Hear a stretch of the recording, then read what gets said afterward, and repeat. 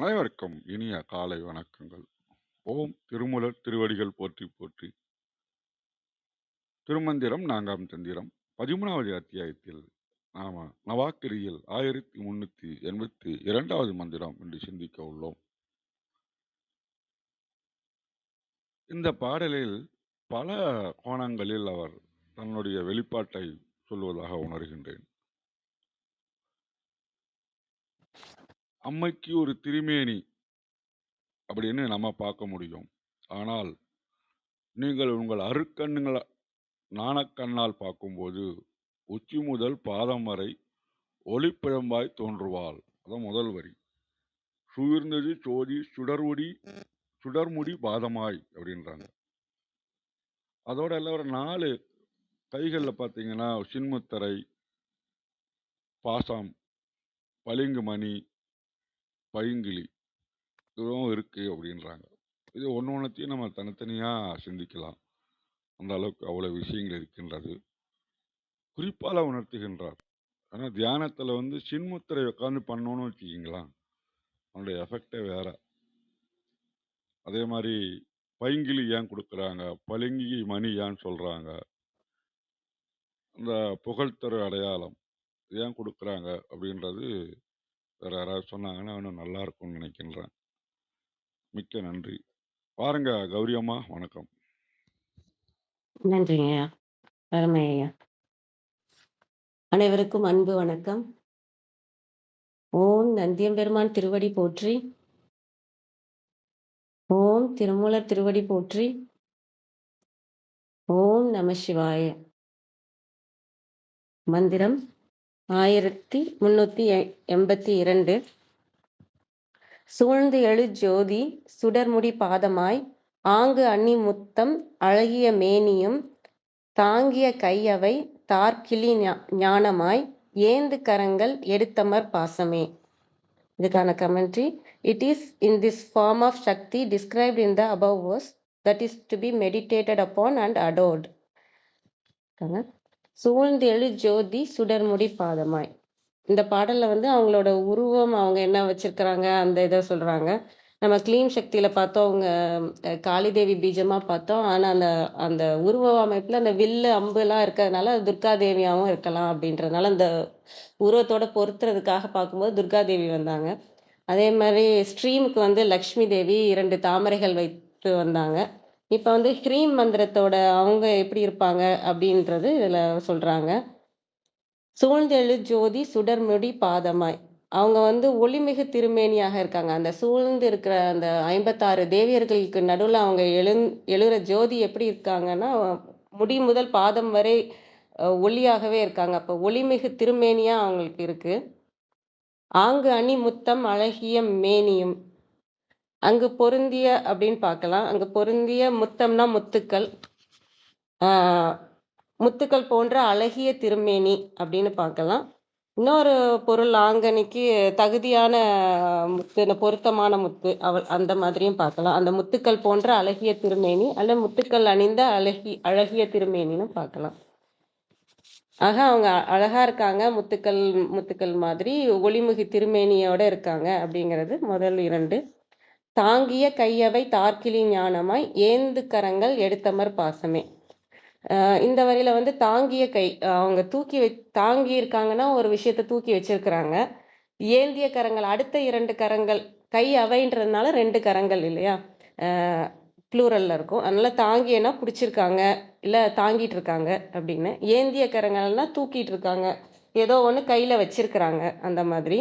அப்போ 4 கரங்கள் இருக்கு தேவிக்கு. 4 கரங்கள்ல 2 இது பிடிச்சிட்டு இருக்காங்க, 2 இது தூக்கிட்டு இருக்காங்கன்ற மாதிரி நான் பார்க்குறேன். தாங்கிய கையவை தார்கிளி ஞானமாய். 2 கைன்னு சொல்லிட்டாங்க. அப்போ ஒன்று தார்கிளி, இன்னொன்று ஞானமாய்.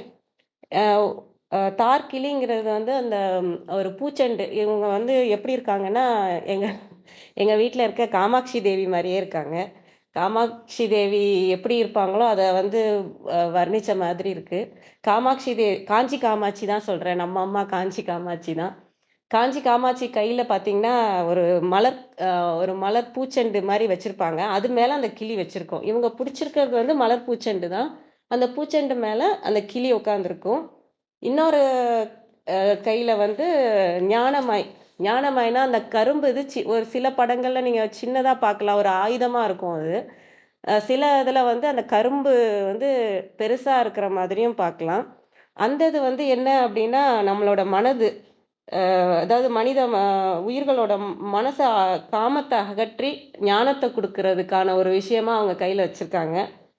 ஏன்னா, அவங்களால தான் அந்த அந்த அளவுக்கு சக்திய குடுக்க முடியும். அதாவது காமம்னா இங்க வந்து மனித மனம் தான். ஆசை, பற்று இந்த மாரியான விஷயங்கள்லாம் அகற்றி ஞானத்தை குடுக்க வல்லவங்க.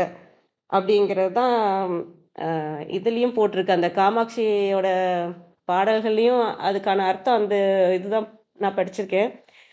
அப்புறம் அதனால இந்த ஒரு கையில வந்து அந்த பூச்செண்டு மேல உட்கார்ந்திருக்க கிளி, அப்புறம் வந்து ஞானமாய் அந்த கரும்பு. அது 2மே வச்சிருக்காங்க. ஏந்து கரங்கள் எடுத்தமர் பாசமே. ஏந்திய கரங்கள் பின்னாடி இருக்கிற 2 கரங்கள். அதுல வந்து அவங்க வச்சிருக்கிறது வந்து அங்குசமும், பாசமும். ஏந்து கரங்கள் எடுத்தமர்னா அந்த அடக்குவதற்காக. அங்குசம் வந்து அந்த யானைய அடக்குற ஒரு விஷயம். நம்ம மனத அடக்குற விஷயம் இங்க. அதுவும் பாசமும் பற்ற அறுக்கிற விஷயம் தான் பாசம். நம்மளோட பற்ற அறுத்து, நம்மள மனத அடக்கி, நம்ம காமத்த வென்று, நம்ம ஞானத்த அடையறதுக்கான அனைத்து விஷயங்களும் அவங்க வச்சிருக்காங்க. கிளி வந்து நம்ம வந்து அது ஒரு அழகு, பிரியம், அன்பு, நளினம் இந்த விஷயத்துக்குலாம் அதையும் நம்ம ஒப்பிடலாம்.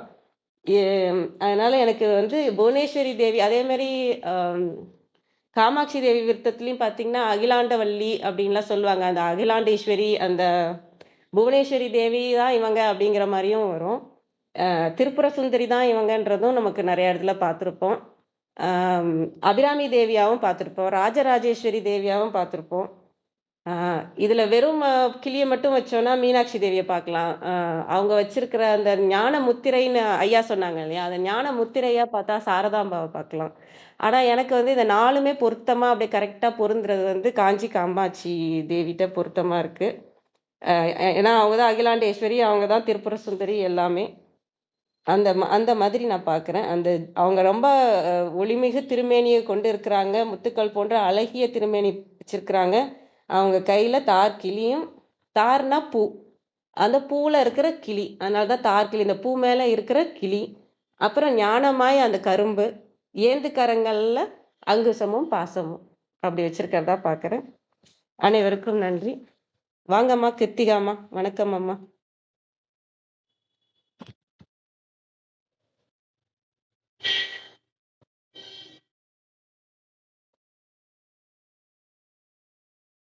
வணக்கம். அனைவருக்கும் இனிய காலை வணக்கம். எனக்கு ஒரு ஒரு 2 நிமிஷம் தேவை. கௌரிமா கொஞ்சம் ஃபீல் பண்றீங்களா? நான் I'll join back. ஓகேம்மா. வேற என்ன சொல்றது? ஐயா உங்களுக்கு எதுவும் சொல்றதுக்கு இருக்குங்களா? நேத்து ஒரு குறிப்பு எடுத்தேன். ம். இந்த 0 to 10 எப்படி சொல்லலாம் அப்படின்னு ஒரு சிந்தனை வந்தது. 0த்திலிருந்து ஆரம்பிக்கிறோம். 0 அது 1ங்கும் போது ஆன்மா. அது 2 விதங்கள்ல உயிரினங்கள போகும்போது அனுபவிக்குது. இன்பம், துன்பம். மனித பிறவில பார்த்தோம் சொன்னீங்கன்னா அது 3 உருவம் எடுக்குது. ஆண், பெண், அலி. இவங்க வந்து 4 விதமா வாழ்க்கையை அனுபவிக்கின்றாங்க. அறம், பொருள், இன்பம், வீடு வேறு. இவங்க எல்லாமே எங்க வாழ்றாங்கன்னா 5 பஞ்சபூதம் கூட்டுல தான் வாழ்கின்றார்கள். இவர்களுக்கு 6 பருவ காலங்கள் உண்டு. அந்த 6 பருவ காலங்களிலும் 7 நாட்களாக பிரித்து அவர்கள் அதை அனுபவிக்கின்றார்கள். அவர்களுடைய வாழ்வினுடைய சுற்றுப்புறம் எட்கோணத்தில் முடிகின்றது. அவர்கள் 9 கோள்களால் என்ன பண்றது 9 கோள்களால் அவர்கள் ஆளப்படுகின்றார்கள். இவ்வளவுக்கு மத்தியிலும் நாம் பத்திரமாக வாழ சிவனுடைய திருவடி தேவைப்படுகின்றது.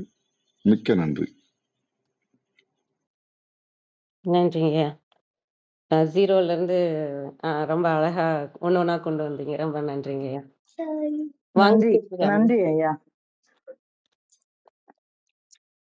இன்றைய மந்திரம் 1382. சூழ்ந்தெழு ஜோதி சுடர்முடி பாதமாய் ஆங்கனி முத்தம் அழகிய மேனியும் தாங்கிய கையவை தார்கிழி ஞானமாய் ஏந்து கரங்கள் எடுத்து அமர் பாசமே. தேவியினுடைய திருவுருவ வர்ணனை இங்கு சொல்லப்படுகிறது. எப்படி இருக்கலாம் அப்படின்னா, சூழ்ந்து எழுகின்ற ஜோதி பாதத்திலிருந்து முடி வரைக்கும் இருக்கிறதாம். அப்போ மேல் நோக்கி எழும்பக்கூடிய அந்த ஜோதி அனல் வடிவமாக இருக்கிறாள் அப்படின்னு நம்ம எடுத்துக்கலாம்.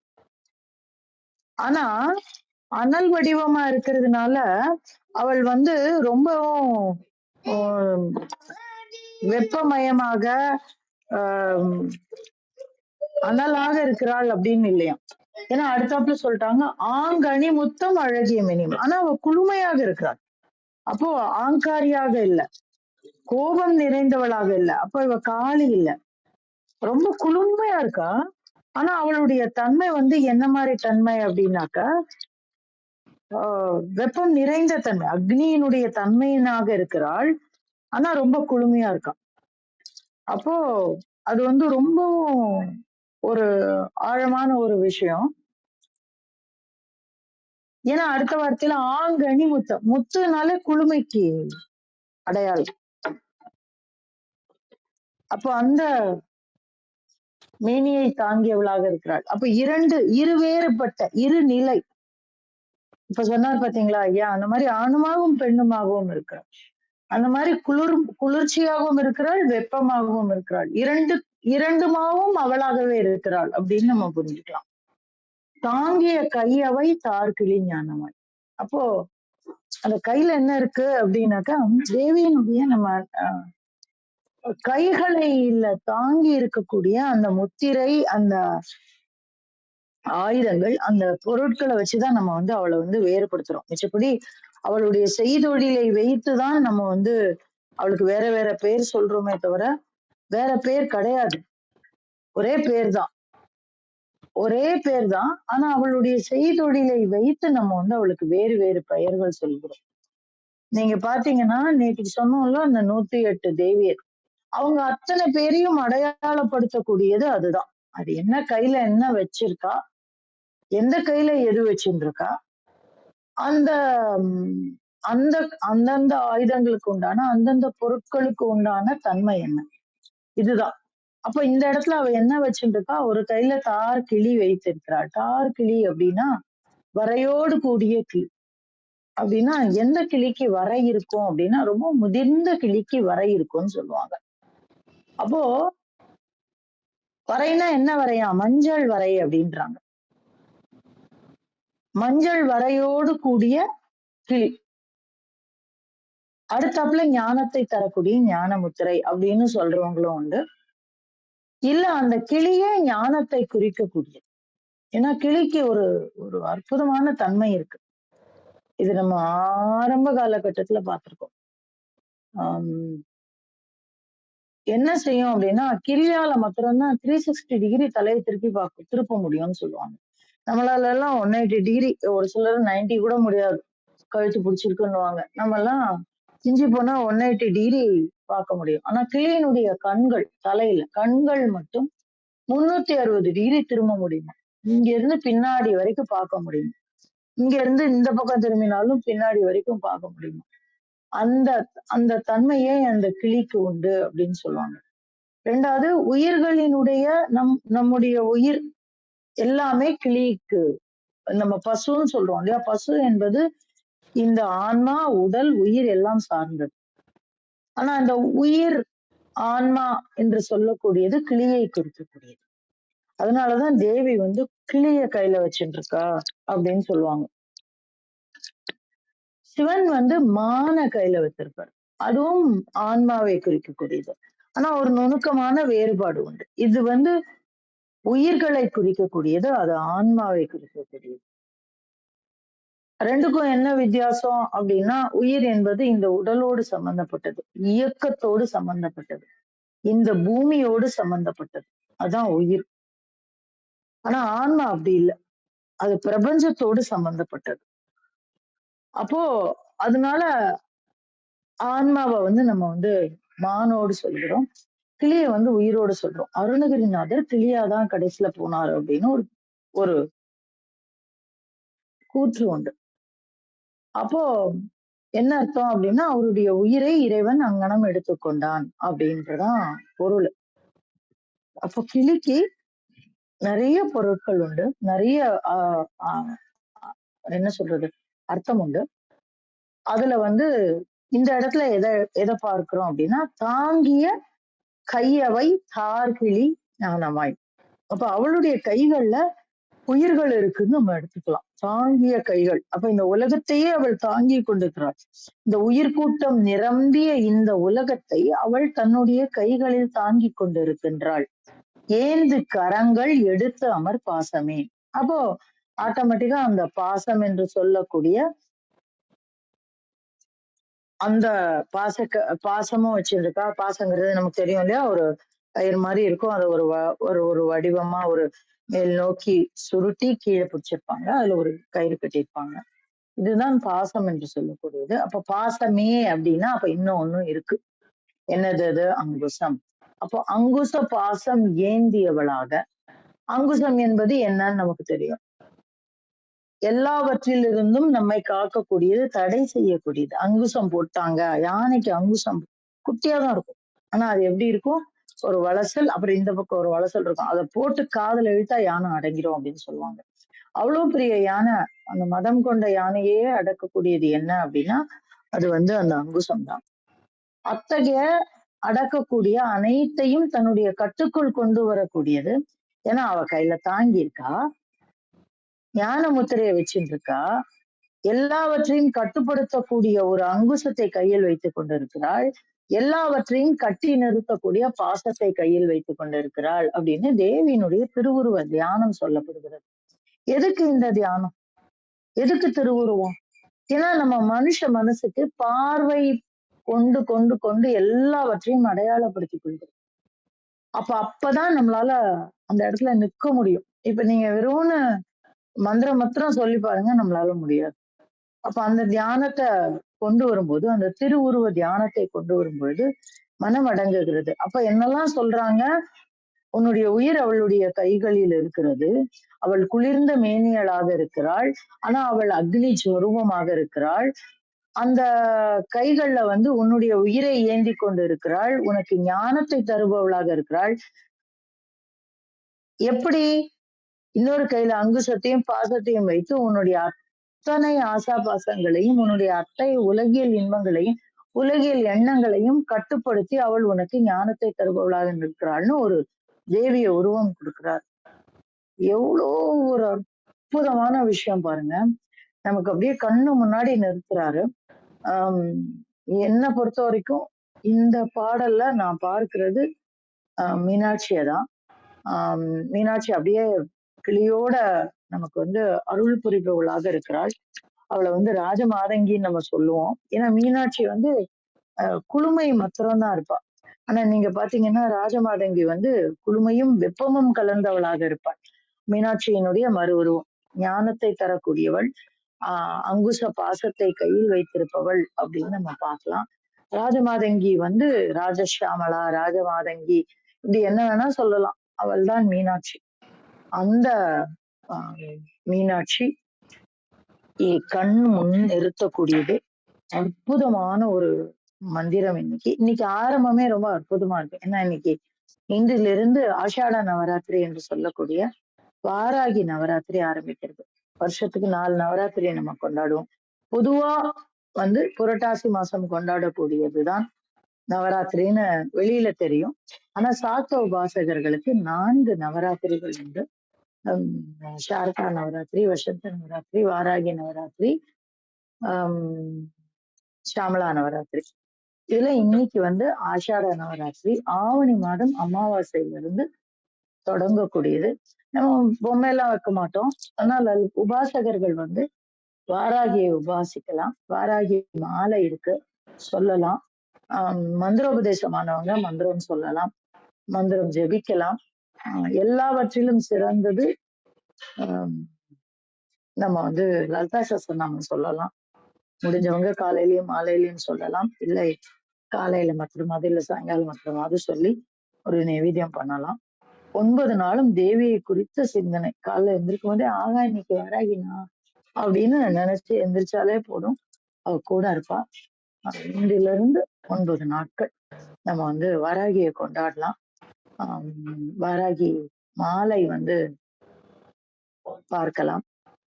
அற்புதமான வராகி மாலை அது. முடிஞ்சா இந்த 9 நாள்ல ஒரு நாள்ல வராகி மாலை நம்ம பார்க்கலாம். இல்ல டெய்லி கூட ஒன்னொன்னா பார்க்கலாம். நான் இன்னைக்கு அதை எடுத்துக்கலாம். ஆஹ் அதனால தேவி அனைவரோடும் கூட இருந்து அவளை வந்து இன்னைக்கு நமக்கு காட்சிப்படுத்தி கொடுத்திருக்கிறாரு திருமூலர். வாராகி யாரு அப்படின்னா தண்டினி என்று சொல்லக்கூடியவள். மந்திரினியும் தண்டினியும் தான் லலிதையினுடைய இரு பக்கங்களில் இருந்து அவளுக்காக இரு கரங்களாக செயல்படுபவர்கள் அப்படிங்கிறது தான் லலிதோபாக்கியானம் நமக்கு சொல்லக்கூடியது.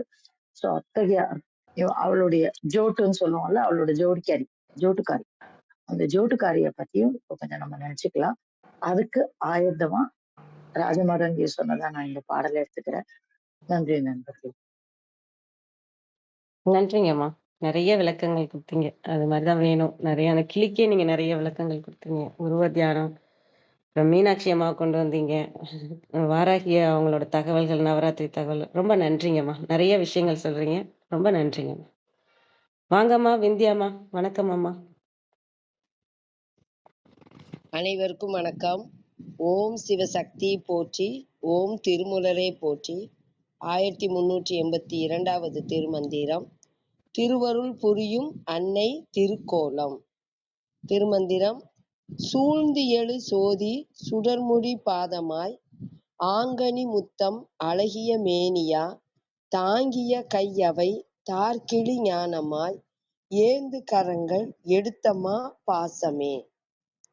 ஒளிவீசி திகழும் மணிமுடியும் திருவடிகளும், திருமேனி முழுதும் திகழும் முத்தும் மணியுமான அணிகலன்களும், அவளுடைய 4 திருக்கரங்களில் ஒன்றில் பளிங்கு ஸ்படிக மாலையும், மற்றதில் பச்சை கிளியும், இன்னொரு கையில் ஞான முத்திரையும், 4வதான கையில் திருவடி காட்டி அருளும் குறிப்பும் காட்டி விளங்கும் திருக்கோலம் அன்னை பராசக்தியினுடையது.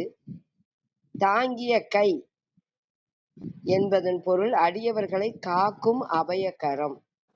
தார் என்றால் ஸ்படிக மாலை. மா பாசம் என்பதன் பொருள் அளவற்ற கருணை.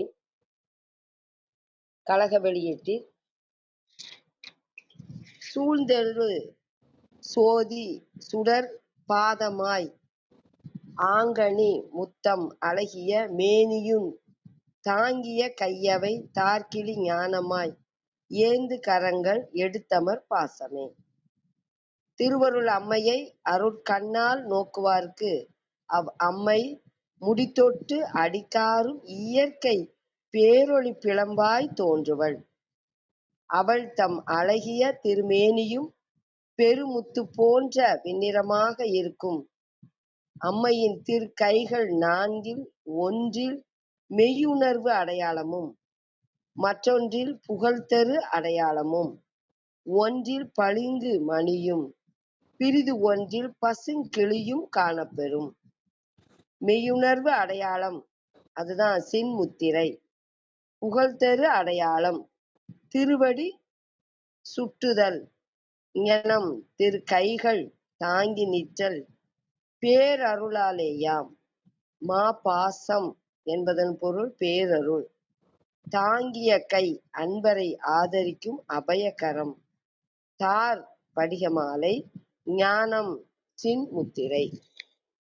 பாரதியார் அருளி செய்த பாடல். சக்தி தொடர்பான பாடல்.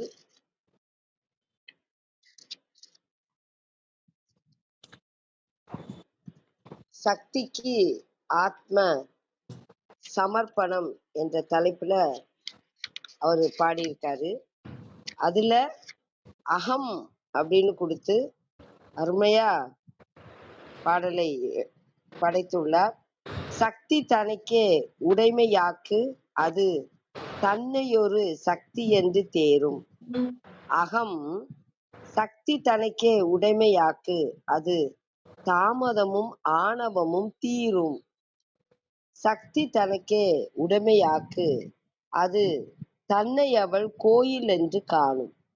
அகம் சக்தி தனக்கே உடைமையாக்கு அது தன்னை எண்ணி துன்பமுற நாணும். சக்தி தனக்கே உடைமையாக்கு அது சக்தியெனும் கடலிலோர் திவலை. அகம் சக்தி தனக்கே உடைமையாக்கு சிவ சக்தியுண்டு நமக்கில்லை கவலை. சக்தி தனக்கே உடைமையாக்கு அதில் சக்தி சிவநாத நித்தம் ஒலிக்கும். அகம் சக்தி தனக்கே உடைமையாக்கு அது சக்தி திருமேனி ஒளி ஜுவலிக்கும். சக்தி என்று வாழு என்று பாடு சிவ சக்தி சக்தி என்று குதித்தாடு. சிவ சக்தி என்றும் வாழு என்று பாடு சிவ சக்தி சக்தி என்று விளையாடு. சக்தி அகத்தில் எப்போதும் நினைப்போம். நாமும் சக்தியை உணர்ந்து வழிபடுவோம். மற்றவர்களுக்கும் வழிகாட்டுவோம். அனைவருக்கும் நன்றி, வணக்கம். சிவ சிவ. திருச்சிற்றம்பலம். அருமைம்மா. மிக்க நன்றிங்கம்மா. விளக்கமும் சரி, பாடலும் சரி. ரொம்ப நன்றிங்கம்மா. வேற யாராவது ஏதாவது கருத்து சொல்லணுங்களா? சொல்லலாம். கேள்வி கேட்கலாம்.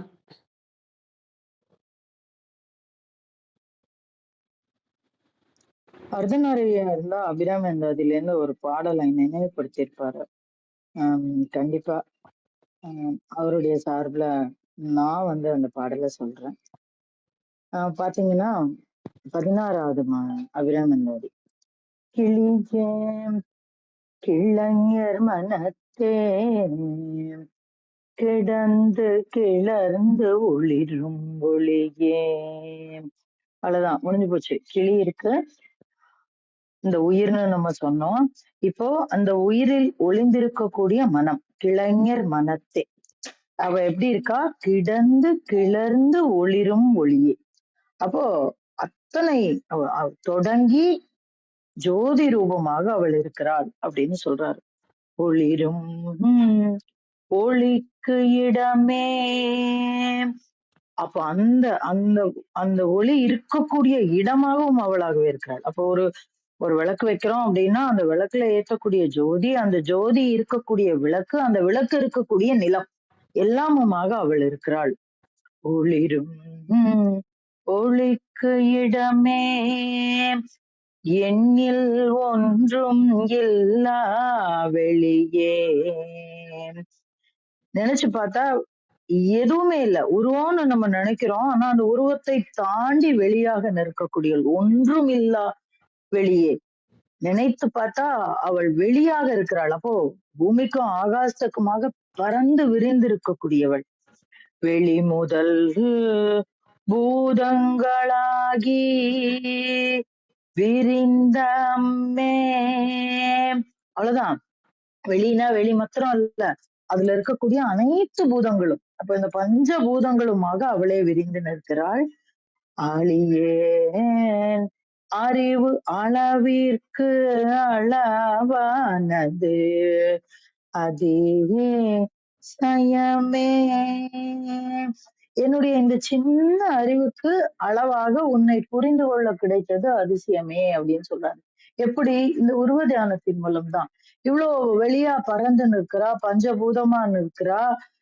நம்முடைய மனதுல ஒளிரக்கூடிய ஜோதியாக இருக்கிறாள் அப்படின்னா இதெல்லாம் சொன்னா நமக்கு புரியுமா? புரியாது.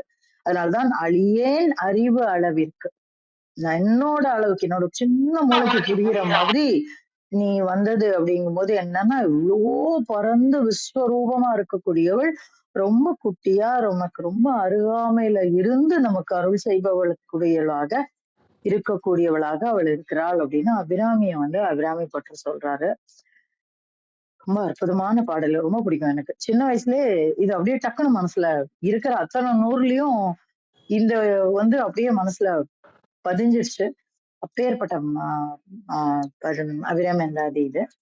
நன்றி. இதையும் சேர்க்கும் போது இன்றைய பாடலோட ரொம்ப அழகா ஒத்து போகும் இது. நன்றி நன்றி. நன்றிங்கம்மா. ரொம்ப அருமை.